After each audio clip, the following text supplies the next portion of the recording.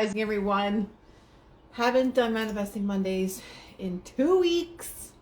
And I have to say, I really missed it. There's like sunlight glaring somewhere and it's driving me insane.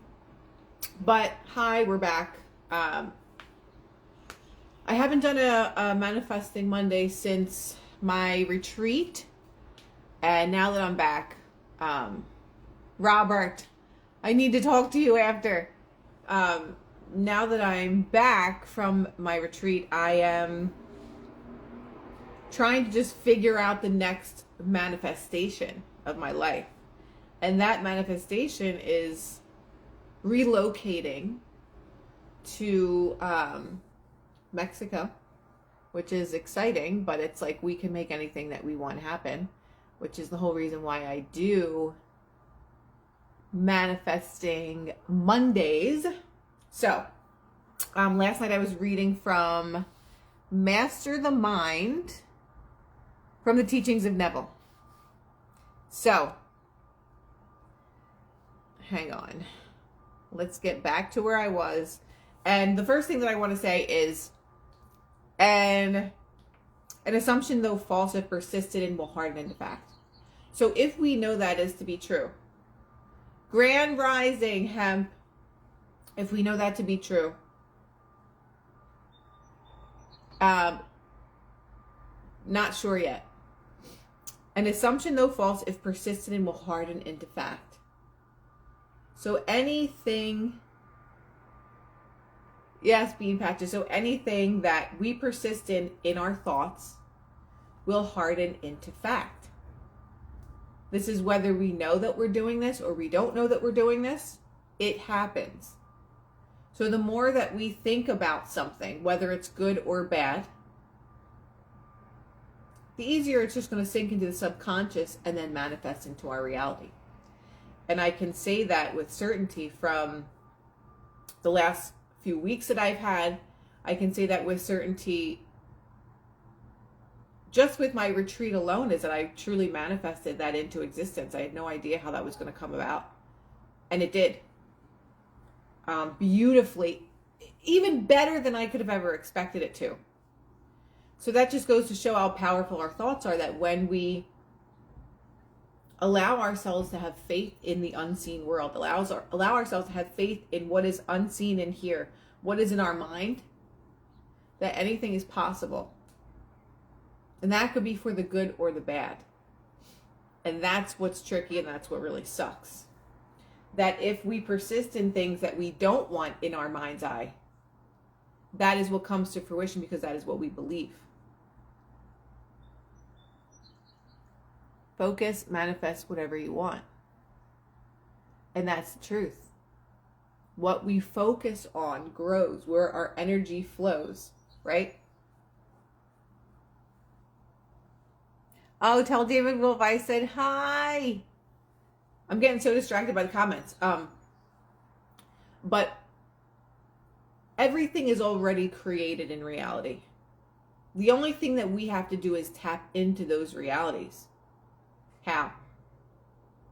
How do we tap into those realities when in the three-dimensional world, we don't see those realities?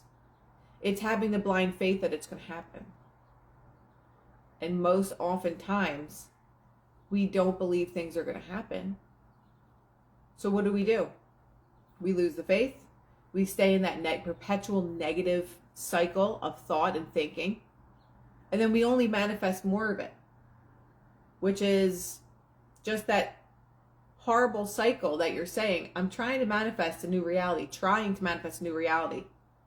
but you're still stuck in your old story. So if we stay stuck in our old story, how can we get the things that we truly want?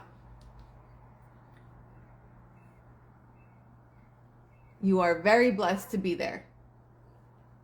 So I'm going to start reading from a Neville book. Once you know exactly what you want in this world, imagine a scene that would imply you had it, and after acting out that scene in your imagination, yield completely to the being within you to execute it. Then fall asleep, convinced that he heard you, the mind heard you, right? If we can get into that meditative space and create the scenes that we want to appear in our three-dimensional world, and we can live in that space even though we don't see it on the outside, that's how we impress our subconscious. And it's difficult. Or at least it can be. When you're coming from a space of lack, it's hard to imagine the abundance that you're thinking of in your mind. Right? And this is what I talked about at the retreat, is how powerful your subconscious mind is. How do we change it? When our entire lives have revolved around reacting to our three-dimensional reality that we're creating first. We create that first here, and then it appears in our 3D world, and we get mad at the 3D world that the things that we want aren't showing up there, but it hasn't shown up here first.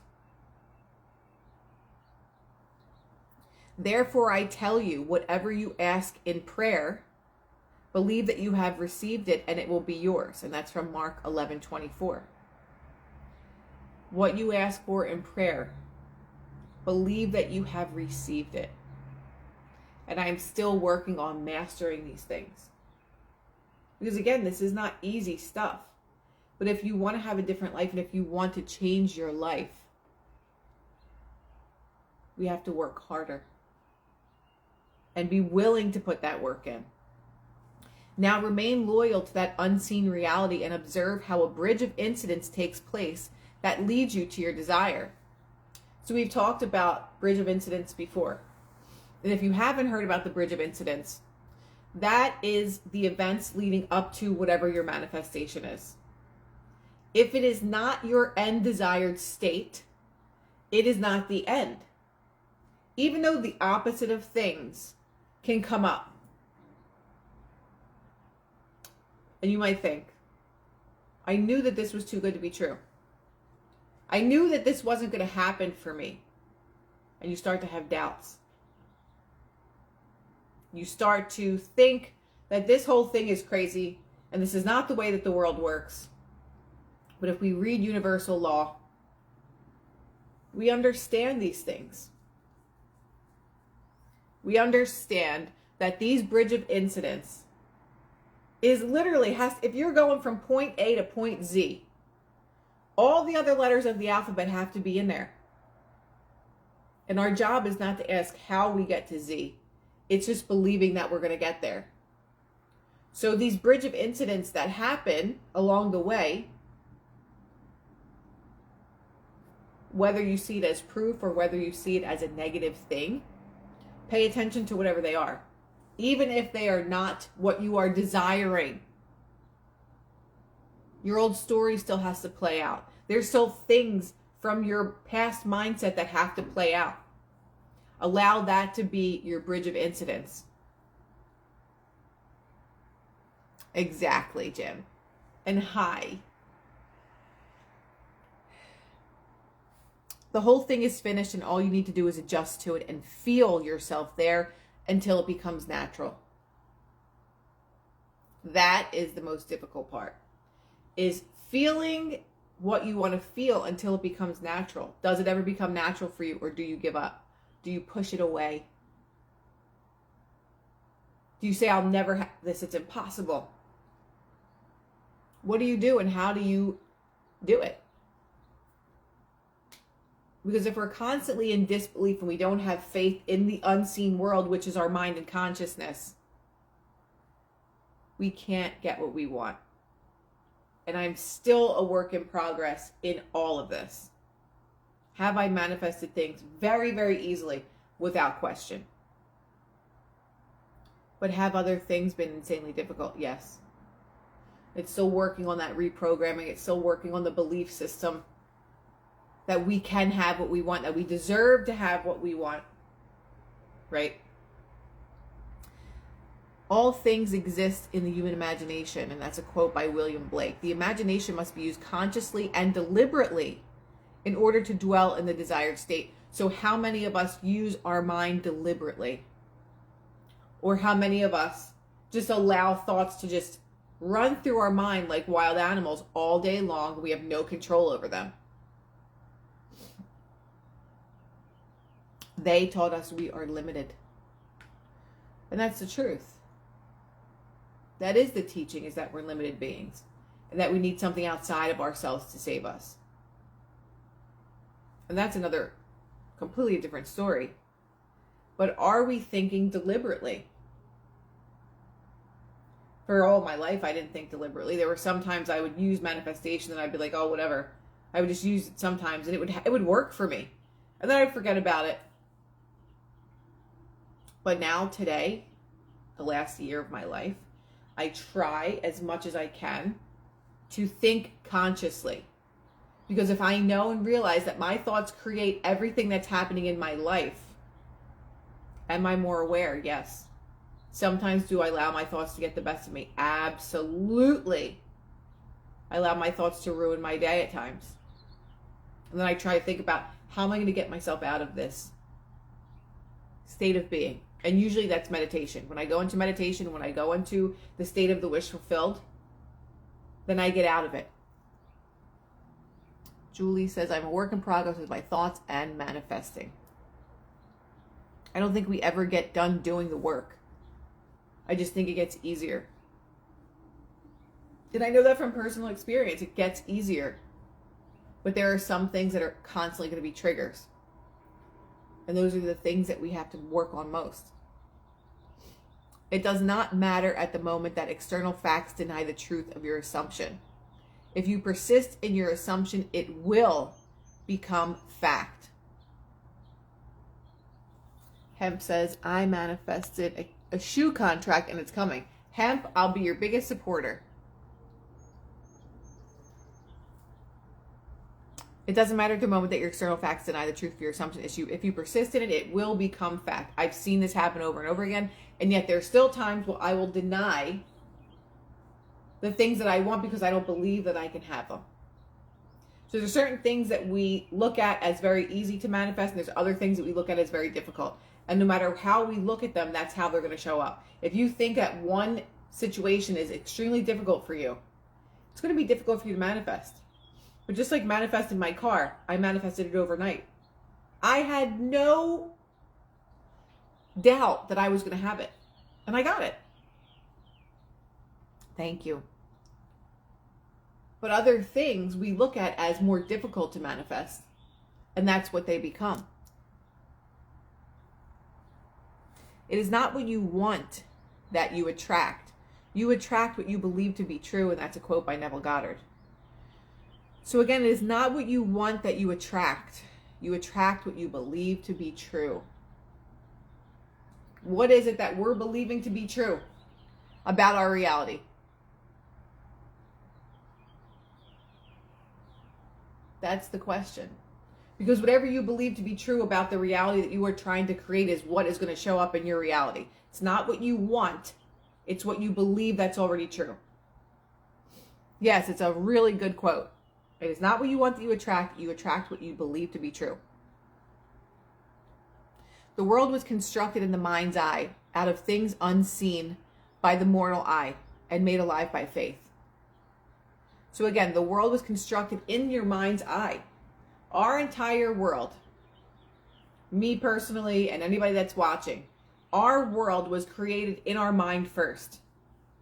And the only way that we could have the reality that we do and the experiences that we do is because it was created here first. So if there are things in your life that are happening that you don't like, it's because it's created here first. And it's difficult to shift from a belief system that you've been hardwired with from when you were a child. And then rewiring that to give you the reality that you want. But it's not impossible. So we have to always, always, always remember that. For the past year, I've been trying to reprogram my mindset. Let me tell you, it's not easy. It isn't. And I'll be the first one to say it. Because I fuck shit up every day with the way that my mind works and operates. And it's work.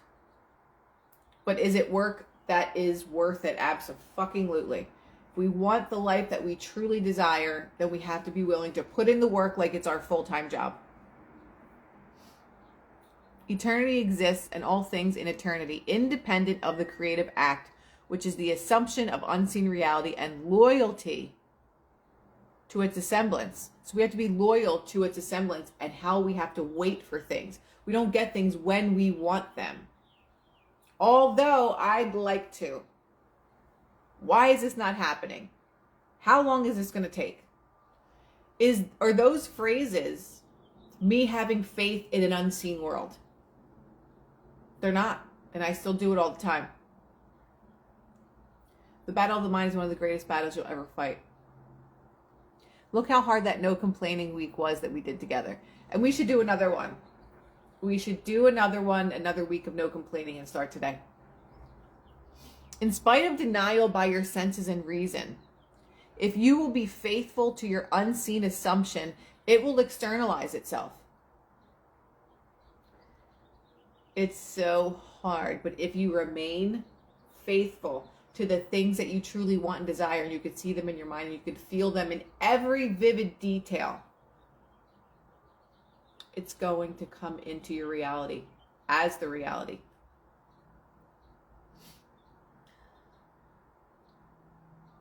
That is how all worlds come into being. But men do not understand this. We weren't taught this.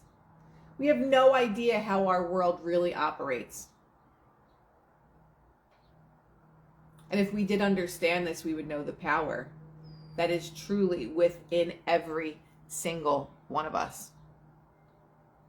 Structuring their world based upon the evidence of their senses, they continue to perpetuate that which they do not desire. I still do it. I don't see it in my reality, so it gets me in a bad mood. How do I get out of that? Writing down affirmations and reading them whenever I start to spiral. Writing a gratitude list of the things that I'm grateful for and thinking about them. Take 3 of your list of gratitude, your gratitude list, and then think about it. Take a few minutes to think about it, to dwell in that state. And I can guarantee you're going to shift out of that despair that you have. It literally works every time. Knowing what you want, close your eyes and enter its fulfillment, knowing that God is seeing what you are seeing, that He is hearing what you are saying, and what God sees and hears and remains loyal to, He externalizes.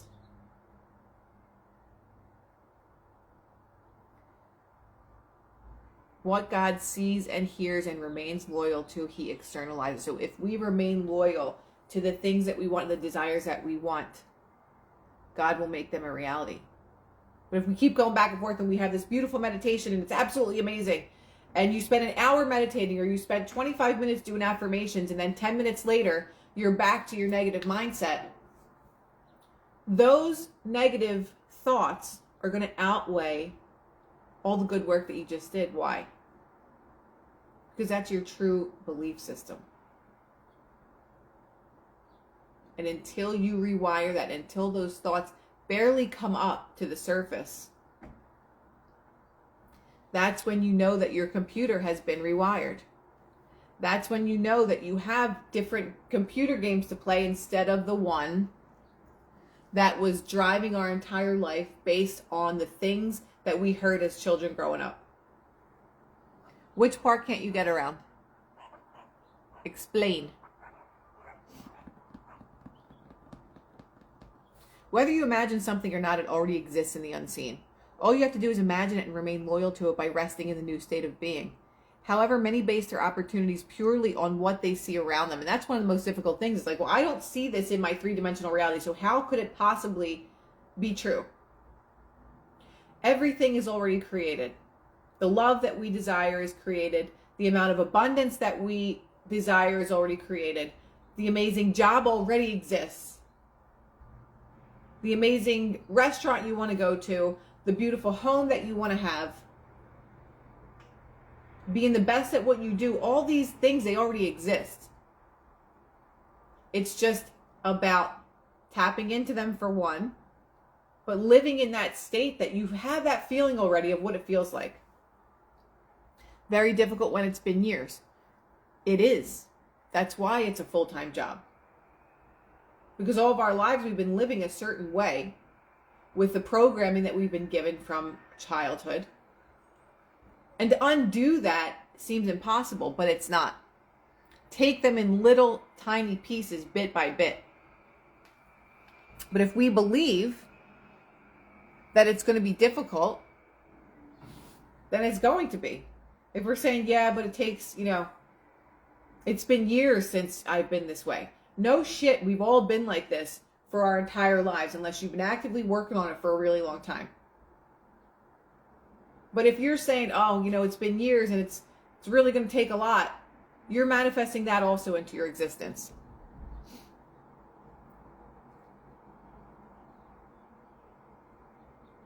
It is lifetime work, our shadow work. It is. It just is. But the more that we practice things like this, the more we practice gratitude, the more that we feel abundance just from waking up in the morning. The smallest things that we could find gratitude in, which is everything, the more that your wounds will heal you. It doesn't have to be this big, gigantic task in order for us to heal ourselves or heal our wounds. It doesn't have to be that way. It's all your perception. What you believe is difficult to achieve is going to be difficult.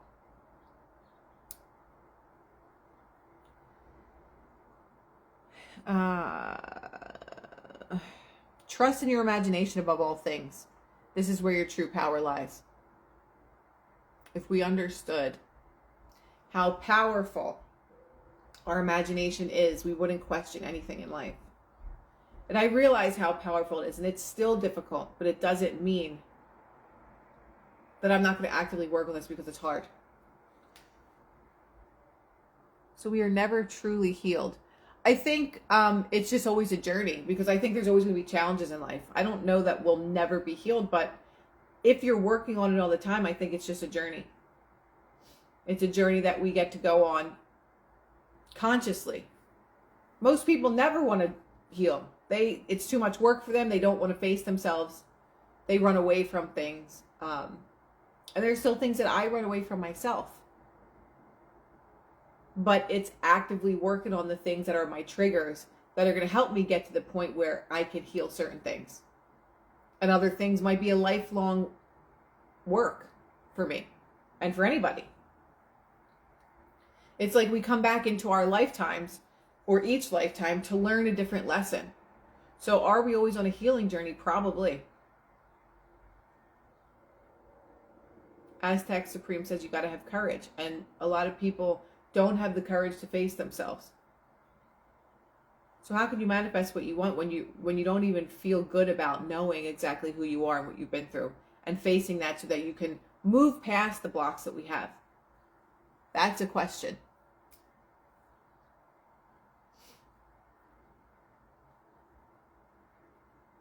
Okay. Occupying the state. The world consists of infinite states. You are not a state. You are an immortal being who passes through different states. You enter a state and the state becomes alive. Right? Because realistically, we really have a choice. What state of mind or being we're going to live in. You enter a state and the state becomes alive. What's an analogy for that?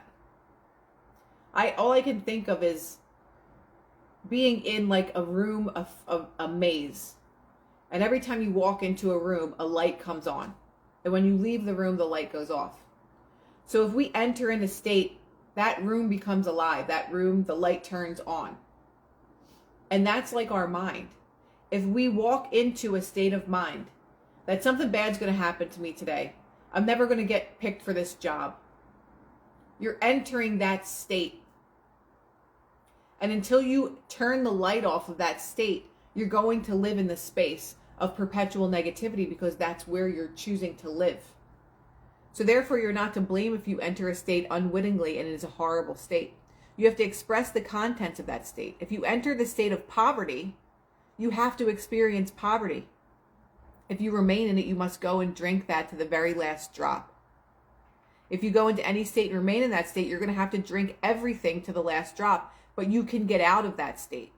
You don't have to remain there. So again, that's just always a choice for us, what state of mind we're going to remain in. And if we're in that state of mind and something bad is happening to us, then all we can think of is more bad things happening. So you're literally just drinking from that state of mind. So what's going to happen to you? You're just going to attract more of the same thing. But we have the active choice to get out of that state of mind and drink from a different cup, go into a different room and turn on a different light that's going to give us a different experience. Maybe one room had a blue light that you turned on, your state of mind, and you didn't like that state of mind. You can always turn that off. That's the thing, is that we have the power to do that. We have the power to change that reality so that we can create something new. If you don't know that it's a state, you identify yourself with it and think that you are it. Man has identified himself with this little body and he thinks he is it. Eventually the day comes he has to discard it because he has worn it out, and he discards it, and all of his friends are crying to think that he died. He can't die. He's an immortal being who wore a garment of flesh and blood. That same being who goes into states, remaining in a state, and the state has to be expressed by him, who resurrected the state, for I am the resurrection and the life of that state. So that's your I amness. If your I am is I am poor, I don't have anything, I'm not lucky. You're walking into that state of being, or you're walking into that room and you're turning on that light, so all you can experience is what is in that room. But if one day you decide to turn the light off in that room, start to think differently, start to shift your mindset, start to express gratitude for things, then you get to go into another room. Then you get to turn on another light. And then you get to become it, you get to live it, you get to experience it. But many of us have been in these states for so long that we think that that is who we are. It's just a state of mind. So if you can remove yourself from that state of mind, then we can shift our reality.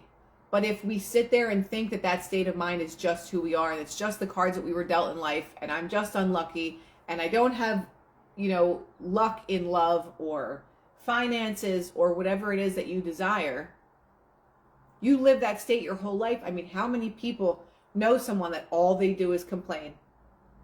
And then life brings them things to complain about every day, every single day. You know the person that does that does nothing but complain. And then it just brings them more things to complain about. And they choose to live in that state. They choose to live in one room with one colored light that can only give them that experience. That's it. So when you shift your thoughts and consciousness, you can walk out of that room and close the door and never go back. And there will be things that will trigger you or try to trigger you so that you constantly stay back where you're comfortable. Even though it's something you don't want, you're comfortable there. You've been living there your whole life. So when people start to experience great things, when they shift their mindset, often guilt is one of the feelings that they resonate with. Why should I have this now? I haven't been worthy of this my whole life. I don't know how to respond to this. I don't know how to be in this different state of being. My whole life I saw blue light, and now I'm in a room with a pink light. I don't know how to act here. And so people often will repel things that they truly want because it doesn't feel normal to them. And Handle Warrior said that's a sad house to live in. But there's so many people that live their entire lives like this. And so having these discussions, I feel, is insanely important for people to understand, like, we can shift out of the state of being that we've been living in.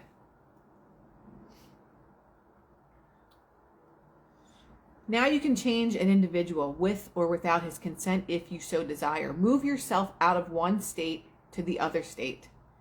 It all starts with a hunger, a real desire on your part, and all these infinite states are simply to satisfy the hungers of men. Go into the state before you are qualified. Go into that state and stay there. If you're doing meditations and you're shifting into another state of being or a state of mind, what does it feel like to you? Does it feel impossible? Does it feel really amazing?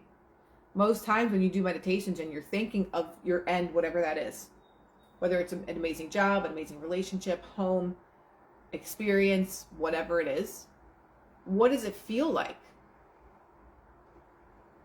I've just been imagining myself in Mexico and what that feels like.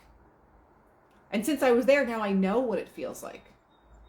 So I could go into that state of the wish fulfilled that I truly want and make it real because I know what it's like. And even if you don't know what it's like, imagine what it's like, because then when you have that experience, it's going to feel very similar or the same. Because so many people will do manifesting techniques with their meditations, not having experienced the thing that they want. And then when they do experience it, oftentimes it's exactly what they imagined. Because we are the writer, producer, director, actor, main star of our movie. Every single one of us. How long have I been talking for?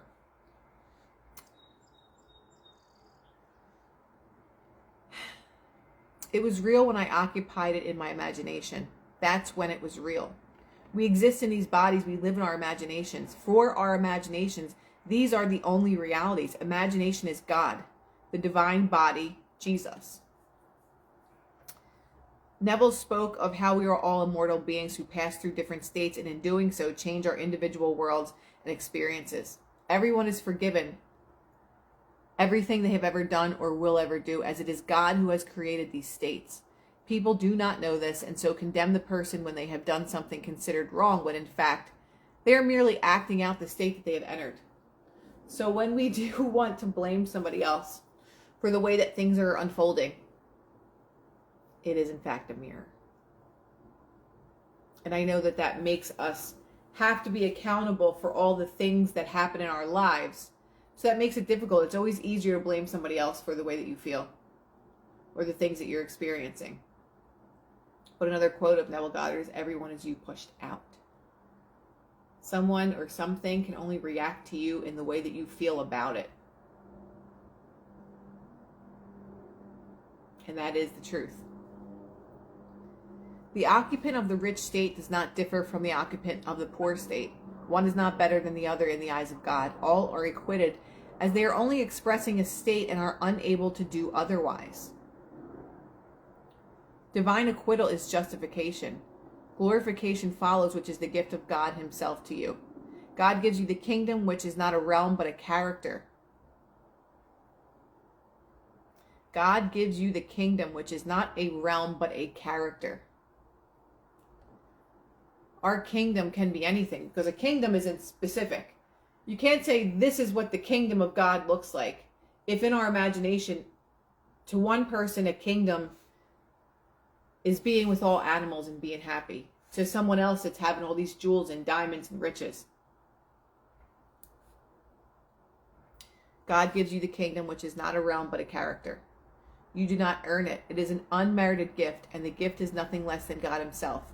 Your fitness for the kingdom is the consequence, not the condition of this gift. So it's basically saying you can experience the kingdom anytime that you want. But what does your kingdom look like? Are you tapping into that realm, that state of being? Man matures when he becomes his own father, which is the unfolding of God within you and his Son, Jesus Christ. This is the hope that unfolds into wisdom to endure the burden of this long, dark night of time. The Apostle Paul said, "For I consider that the sufferings of this present time are not worthy to be compared with the glory which shall be revealed in us." So the suffering of our present time should not be compared with the glory that is revealed within us. So if we were able to reveal the glory within us, which is our state of mind, the sufferings right now can't be compared to that, because we're creating our own suffering. There is nothing but God in this world. You inherit God, and God owns the world, and the world is your inheritance. We inherit the earth. The whole drama of life moves from the heavenly state of innocence to a world of experience, of educative darkness, to awakened imagination. William Blake said, I realize that neither the just nor the wicked are in a supreme state, but to be every one of them states of the sleep, which the soul may fall into. It dreadly dreams of good and evil. So how do you occupy a state?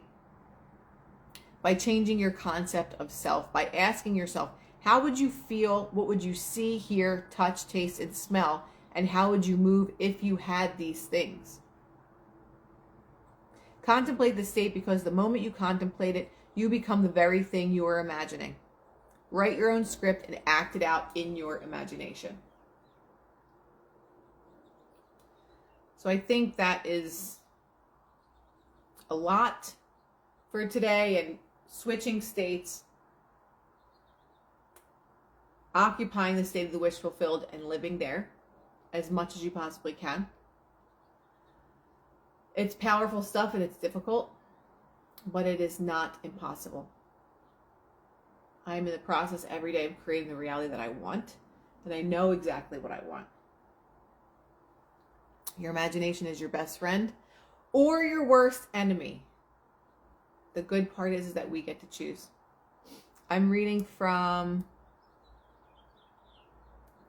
Master the Mind from the Teachings of Neville Goddard. So again, it's called Master the Mind from the Teachings of Neville Goddard. So I hope everyone has an amazing Monday, an amazing week. I will chat with you all soon. Sending you lots of love. I have to get to a Zoom meeting in a few minutes, but love you guys and have the most amazing and fulfilled day.